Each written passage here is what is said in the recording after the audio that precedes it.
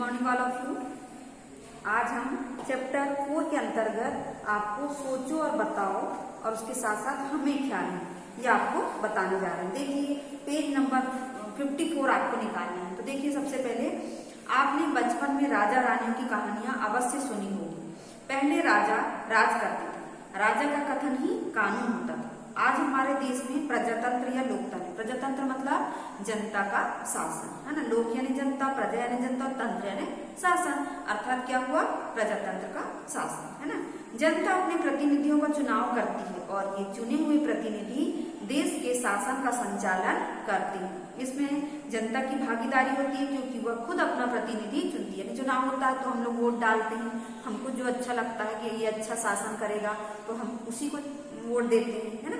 तो अब देखिए आप प्रजातंत्र, राजतंत्र प्रजातंत्र से अच्छा है, पर एक वाद विवाद प्रतियोगिता का आयोजन कीजिए और उस वाद विवाद के आधार पर राजतंत्र और लोकतंत्र के महत्वपूर्ण 5 गुण और दोष को आपको लिखना है। तो अब देखिए अब अभी हमारी क्लास नहीं लग रही है ना, तो वीडियो में ही आपको क्या करना है, आपको भी अपना एक वीडियो बना सकते हैं आप कि राजतंत्र और प्रजातंत्र दोनों में कौन आपको अच्छा लगता है और क्यों लगता है, इसका आंसर आपको लिखना है। 5 गुण और दोष बताना है कि राजतंत्र क्यों अच्छा है और क्यों बुरा है। या जैसे जिसको प्रजातंत्र अच्छा लग रहा है ना, तो वो प्रजातंत्र के बारे में लिखेंगे। जिसको राजतंत्र अच्छा है, मान लो कि स्कूल में प्रतियोगिता होती तो हम ऐसे ही करते कि एक तरफ राजतंत्र दूसरे तरफ प्रजातंत्र, तो बताइए क्यों अच्छा है राजतंत्र, उसके 5 गुण दोष बताइए और प्रजातंत्र वाले उसके 5 गुण दोष बताना है। ठीक है, अब देखिए आगे हमें ख्याल है। हम सभी को सलाद का सेवन करना चाहिए, हमें इसे अपने भोजन का अहम हिस्सा बनाना चाहिए क्योंकि इसके अनगिनत लाभ हैं। सलाद खाने के कुछ लाभ निम्नलिखित हैं। सबसे पहले है सलाद खाने से हमारी पाचन क्रिया अच्छी तरह से काम करती है, जिससे हमें कब्ज, एसिडिटी और पेट संबंधी बीमारियां नहीं होती।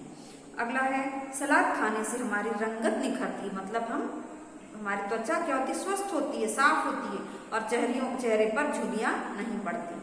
अगला है सलाद खाने से शरीर में पानी की कमी नहीं होती है ना, थकान दूर होती है और शरीर हमेशा ऊर्जावान बना रहता है। अगला सलाद खाने से भूख बढ़ती है, शरीर को ताकत मिलती है और हड्डियां मजबूत होती है ना। फिर अगला सलाद खाने से हमारा रक्त परिसंचरण तंत्र ठीक रहता है और यह शरीर से हानिकारक टॉक्सिन को बाहर निकालने में सहायता करता है। अगला सलाद हमारे शरीर से अतिरिक्त कैलोरी कम करने में मदद करता है और यह वसा को भी कम करता है। फिर अगला सलाद हमारे शरीर का भार संतुलित रखने में सहायक होता है। तो ये सब आप लोग जानते भी हैं और अब एक बार और इसको क्या करना है, आपको पढ़ना है। इसमें आपको क्वेश्चन आंसर लिखना है कि 5 गुण दोष बताना है राजतंत्र प्रजातंत्र के। हमें ख्याल है एक बार पढ़ना है ताकि हमको ये समझ में आए कि सलाद खाने से हमें कौन कौन से फायदे होते हैं। अब देखिए पेज नंबर 13 निकालना है सेकंड वाले बुक में, जिसमें आपको करना है मेरी बारी 7 है ना। इसमें भी देखो मेरी बारी 6 में आपको अपने विद्यालय में मोबाइल फोन लाभ हानि पर एक भाषण लिखने के लिए कहा गया है, जिसे विद्यालय के विद्यार्थियों के समक्ष प्रस्तुत करना है। तो आप जीवन का आवश्यक अंग किस प्रकार से है मोबाइल, जुड़ाव का माध्यम है ना, फिर अनेक सुविधाओं वाला साधन है तो उसको बताना है हमको। फिर उचित प्रयोग की आवश्यकता कि कब हमको करना चाहिए कब नहीं करना चाहिए है ना। अब उसके बाद देखिए मेरी बारी 7 है ना, तो इसमें है प्रश्न कि निम्नलिखित गद्यांश को पढ़कर पूछे गए प्रश्नों के उत्तर दीजिए। तो हम इसको गद्यांश को पढ़ के आपको सुना रहे हैं, फिर आंसर आप लोग करेंगे। तो देखिए निषेचित, परिवर्तित एवं परिपक्व अंडाशय को फल कहते हैं। साधारणतः फलों का निर्माण फूलों के द्वारा होता है। फूलों का स्त्री जनन कोष अंडाशय निषेचन की प्रक्रिया द्वारा रूपांतरित होकर फलों का निर्माण करता है। कई पादप प्रजातियों में फल के अंतर्गत पक्व अंडाशय के अतिरिक्त आसपास के ऊतक भी आते हैं। फल वह माध्यम है जिसके द्वारा पुष्पीय पादप अपने बीजों का प्रसार करते हैं। हालांकि सभी बीज फलों से नहीं आते। किसी एक परिभाषा द्वारा पादपों के फलों में पाई जाने वाली विविधता की व्याख्या नहीं की जा सकती।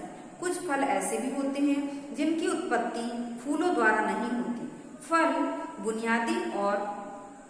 बुनियादी तौर पर 3 प्रकार के होते हैं, साधारण फल, गुच्छेदार फल और बहुखंडित फल है ना। ये साइंस से संबंधित एक गद्यांश है। तो आप लोग साइंस पढ़ते हैं, जानते होंगे, है ना। अब आगे देखिए, एक साधारण या मिश्रित अंडाशय जिसमें एक पुंकेसर को पकने पर एक साधारण फल प्राप्त होता है जो सूखा या गूदेदार हो सकता है। सूखे मेवे सामान्य फलों के उदाहरण हैं। गुच्छेदार फल का उदाहरण रस भरी है, इसमें एक ही फूल के कई पुंकेसर होते हैं।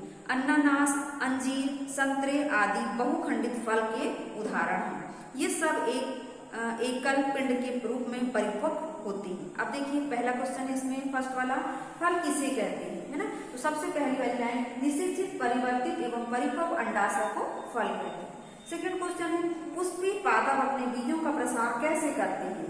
तो इसमें देखिए सेकंड वाला क्वेश्चन, फल वो माध्यम जिसके द्वारा पुष्पी पादप अपने बीजों का प्रसार करते हैं। मतलब फर्स्ट, सेकंड, थर्ड, फोर्थ वाली लाइन में देखना, हालांकि सभी बीज फलों से नहीं आते। अगला क्वेश्चन है, फल कितने प्रकार के होते हैं। उसी के बाद देखिए एक लाइन छोड़ के, फल बुनियादी तौर पर 3 प्रकार के होते हैं, साधारण फल, गुच्छेदार फल और बहुखंडित फल। उसके बाद अगला क्वेश्चन है, बहुखंडित फल के 3 उदाहरण बताइए। तो सबसे लास्ट वाली लाइन देखिए, अनानास, अंजीर, संतरे आदि बहुखंडित फल के उदाहरण। तो ये हो गया आपका आज चैप्टर खत्म। अब नेक्स्ट चैप्टर जो है हम नेक्स्ट वीडियो में आपको पढ़ाएंगे।